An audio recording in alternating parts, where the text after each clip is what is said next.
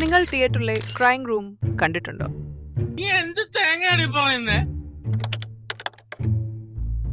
തിയേറ്ററിൽ ഇങ്ങനെ ആസ്വദിച്ച് സിനിമ കണ്ടിരിക്കുമ്പോഴായിരിക്കും ഏതെങ്കിലും ഒരു കുട്ടി കരയുന്നത്. കാലാകാലങ്ങളായി തിയേറ്റർ പ്രേക്ഷകർ അനുഭവിക്കുന്ന ഒരു പ്രശ്നമാണ് ഇത്.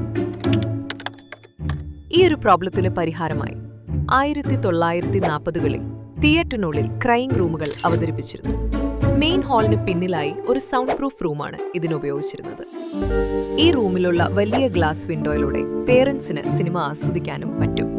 ഇനിയിപ്പോൾ കുട്ടി കരഞ്ഞാലും അത് പ്രേക്ഷകരെ ബാധിക്കുകയുമില്ല.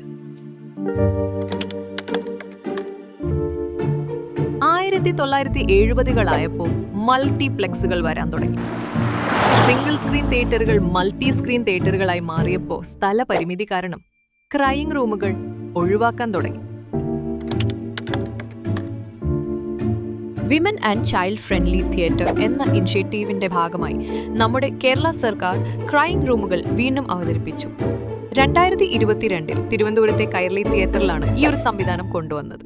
തൊട്ടിലും 3 പേർക്ക് ഇരിക്കാവുന്ന സോഫയും ഉൾപ്പെടെയാണ് ഇവിടെ ക്രൈം റൂം സജ്ജീകരിച്ചിട്ടുള്ളത്. കൂടുതൽ തിയേറ്ററുകളിൽ ക്രൈം റൂമുകൾ കൊണ്ടുവരണോ?